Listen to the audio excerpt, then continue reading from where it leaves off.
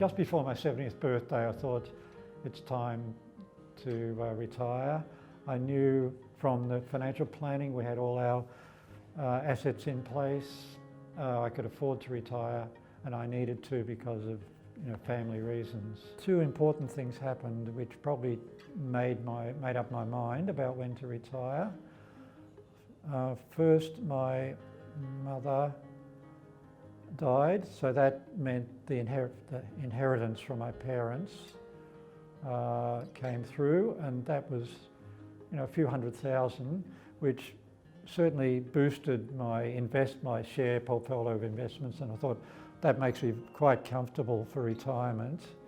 So my wife was diagnosed with Alzheimer's, and it was diagnosed as a fairly rapid form of Alzheimer's. So that totally changed my thoughts about our lifestyle in retirement. And I knew I was to be the carer. I needed a support community rather than have her just isolated with me in a suburban home, and also to have more care facilities available. And I knew I couldn't keep a full-time job if I was going to be a proper carer, so I needed support, what's called home care. And you can get home care packages, and I can qualify for that. It's not based on any asset or income test. It's based on needs test as a carer. And I did qualify, so we now currently get Meals on Wheels twice a week. I could make it more if I want to. That's subsidised through local government. 2 years into retirement, decided I got to downsize, and then looked around and thought the choice is between a smaller, like a unit, or an apartment maybe a nice 3-bedroom apartment, or alternatively a retirement village. And the prices were comparable. So I guess we came and looked at the village. Obviously we didn't want to go to a retirement village way out in the sticks, because family, I've got grandkids living in this area, and I wanted to be in this sort of southeastern Melbourne area. And when I looked, I thought, I don't want to, it feels like an institution to me to be in an apartment in a corridor.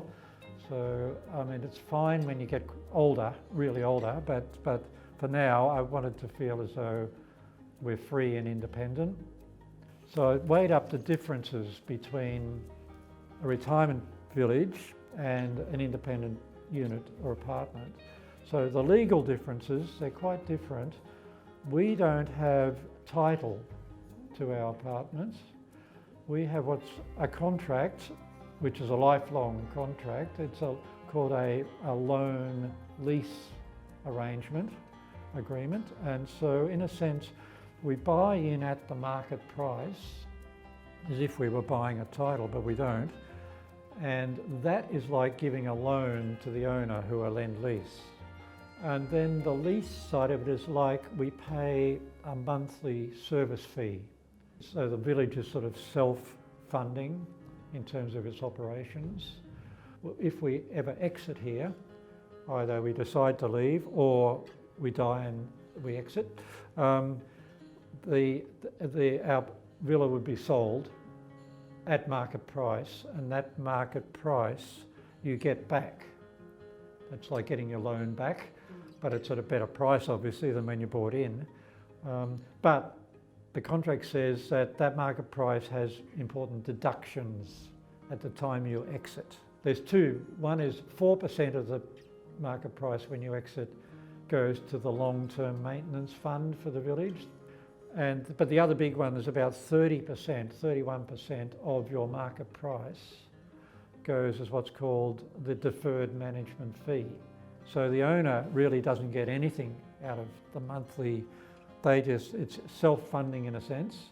When they have the resales in the villages, that's when the owner can make their money out of it. So they get their 30-odd% of the market price on a resale that goes to the owner.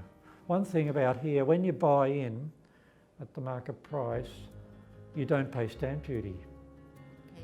And also The rates here are a little bit lower than outside because they can make an arrangement, usually because they've got bulk here, and also electricity, gas and water. So usually we're paying a little bit less than what you'd pay on the open market for our utilities.